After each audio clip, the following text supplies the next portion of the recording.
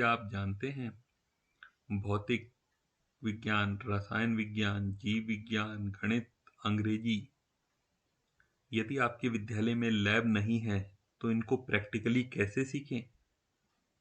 आज मैं इस वीडियो के माध्यम से आपको यही बताने जा रहा हूं कि आप जैसा अपने लैब में करते हैं बिल्कुल उसी प्रकार आप वर्चुअल रूप से भी इन सब चीज़ों को अपने घर बैठे सीख सकते हैं। तो इसके लिए आप इस वीडियो को अंत तक जरूर देखिएगा।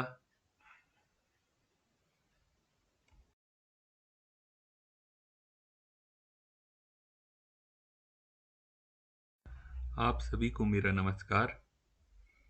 जैसा कि हम जानते हैं आजकल डिजिटल युग है जिसमें हमें सभी सूचनाएं डिजिटल रूप में प्रदान हो जाती हैं, लेकिन जब प्रयोग करने की बात आती है तो हम कहते हैं हमारे स्कूल में, हमारे विद्यालय में लैब नहीं है, जिस कारण हम प्रयोग नहीं कर पाते और उसके परिणाम स्वरूप हमारे ज्ञान में वो वृद्धि नहीं हो पाती जो अपेक्षित थी।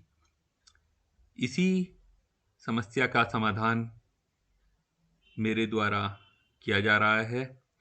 मैं आपको आज एक ऑनलाइन लैब के बारे में बताने जा रहा हूं, जहां पर आप कक्षा 9 से 12 तक सभी विषयों के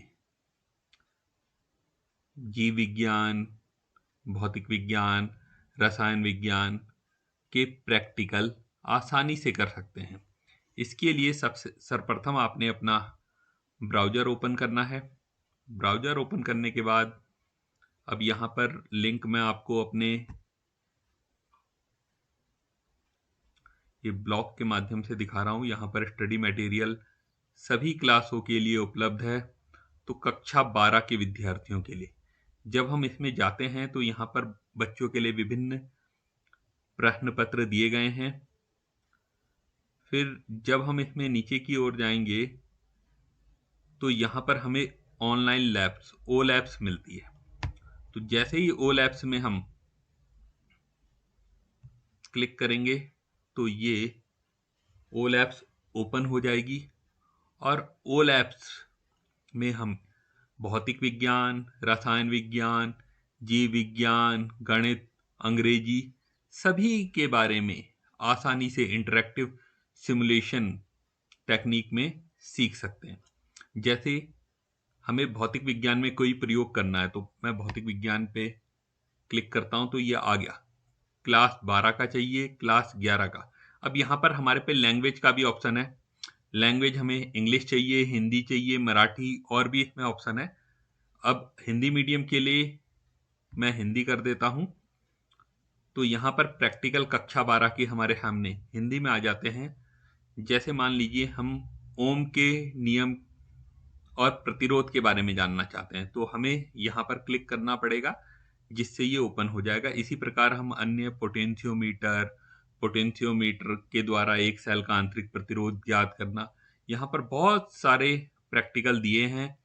12 नीचे कक्षा 11 के, फिर कक्षा 10 के, कक्षा 9 के आप आसानी से कर सकते हैं। चलिए जैसे मैं आपको ओम के नियम के बारे में बताता हूँ। जैसे ही हम ओम के नियम के चित्र पर क्लिक करते हैं तो ओम के नियम हमारे सामने आ जाता है। इसमें सर्वप्रथम यहाँ पर सिद्धांत बताया गया है कि ओम के नियम का सिद्धांत क्या है।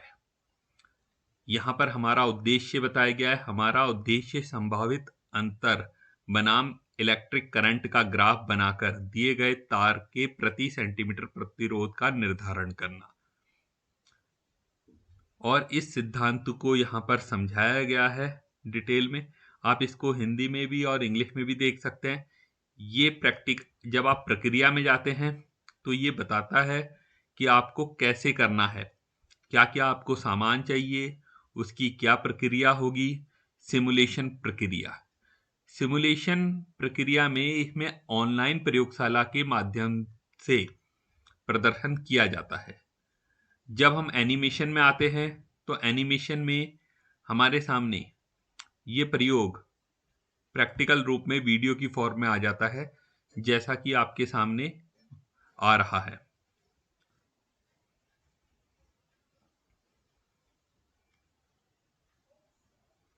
और अगर आप इसको सिमुलेटर में करना चाहते हैं तो आप सिमुलेटर पे क्लिक करेंगे। सिमुलेटर में आपके सामने यहाँ पर सभी चीजें ओम के प्रैक्टिकल के लिए जो जो लैब में रिक्वायरमेंट होती है वो सामने यहाँ पर चित्र में प्रदर्शित है। यहाँ पर हमें मटेरियल चूज करना है जिसका हमें वायर लेना है। Silver, copper, gold, aluminium, iron, हम किसी का भी ले सकते हैं। मान लीजिए मैं कॉपर ले रहा हूं, तो कॉपर लिया।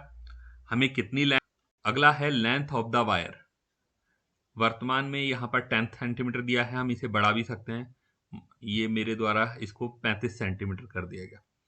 अगला है diameter of the wire. Diameter को भी हम कम या ज़्यादा कर सकते हैं अपने अनुसार। और रेसिस्टेंस ऑफ रियोस्टेट। ये जो सामने डिवाइस दिखाई गई है ये रियोस्टेट है। रियोस्टेट के दो काम होते हैं, एक धारा नियंत्रक और दूसरा विभव विभाजक। यहाँ पर हम इसे धारा नियंत्रक के रूप में प्रयोग कर रहे हैं। अब हमें चित्र कैसे जोड़ना है, इसके लिए यहाँ पर देखिए शो सर्किट डायग्राम। जैसे ही हम इस पर क्लिक करेंगे तो यहाँ पर ओम के नियम का हमारे सामने चित्र आ जाएगा जो हमें बताएगा कि हमें कैसे कनेक्ट करना है। यहाँ देखिए बैटरी के प्लस को अमीटर के प्लस पे ले जाना है, अमीटर के माइनस को वोल्टमीटर के प्लस पे, और वोल्टमीटर के माइनस को रियोस्टेट पे, और जो रेसिस्टेंस है उसे हमें वोल्टमीटर पे कनेक्ट करना है। तो सबसे पहले हम ये लाल वाला टर्मिनल प्लस होता है, इससे हमने जैसे ही हम क्लिक करेंगे तो यहाँ पर एक तार आ जाएगा, उससे हमने यहाँ पर अमीटर के प्लस को कनेक्ट कर दिया। यहाँ पर हम क्लिक करेंगे तो ये जुड़ जाएगा। देखिए तार की फॉर्म में आ गया है। अब अमीटर के माइनस से हमें प्रतिरोध वायर को और वोल्टमीटर को जोड़ना है। तो इसके लिए, क्योंकि वोल्टमीटर प्रतिरोध वायर के समांतर क्रम में लगता है, तो सबसे पहले हम प्रतिरोध तार को वोल्टमीटर पे कनेक्ट करेंगे। तो इस पे हम इसे क्लिक करेंगे और इसे ले जा करके ये प्लस और माइनस के बीच में जोड़ देंगे। जैसे ही यहाँ पर हम रखेंगे, क्लिक करेंगे, ये यहाँ पर कनेक्ट हो जाएगा। देखिए अब ये माइनस, अमीटर का माइनस वोल्टमीटर के प्लस पे ये कनेक्ट हो गया। वोल्टमीटर का माइनस रियोस्टेट पे, रियोस्टेट का दूसरा सिरा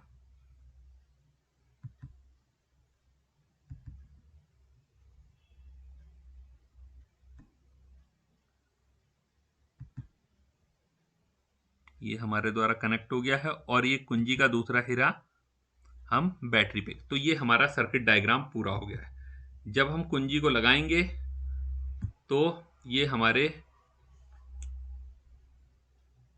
यहाँ पर देखिए ये अमीटर हमारी धारा दिखा रहा है और वोल्टमीटर हमारा वोल्टेज दिखा रहा है। हम यहाँ से प्रतिरोध इसका बदल के इसकी वैल्यू को हम नोट करते रहेंगे और इस प्रकार हमारा ये प्रयोग पूर्ण हो जाता है। धन्यवाद। इसी प्रकार आप अन्य प्रयोग भी कर सकते हैं।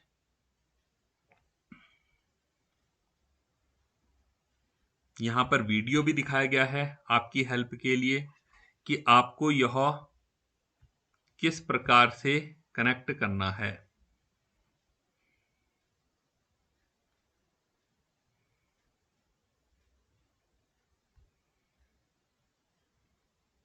यहाँ पर इसके बारे में हमें वाइवा दिया गया है कि इसके बारे में हम सारे प्रश्न उत्तर उनको पढ़ सकते हैं, जो छात्रों को लिए बहुत ही उपयोगी है।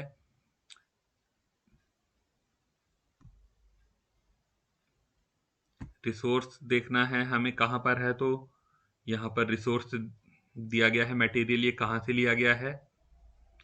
आप इस ओ लैब्स की सहायता से बहुत ही आसानी से सभी प्रैक्टिकल को घर बैठे कर सकते हैं और उनके बारे में सारे वाइवा प्रैक्टिकल हमें कैसे अप्लाई करना है यह जान सकते हैं। तो आप सभी, मुझे आशा है, इससे बहुत अधिक लाभान्वित होंगे। धन्यवाद।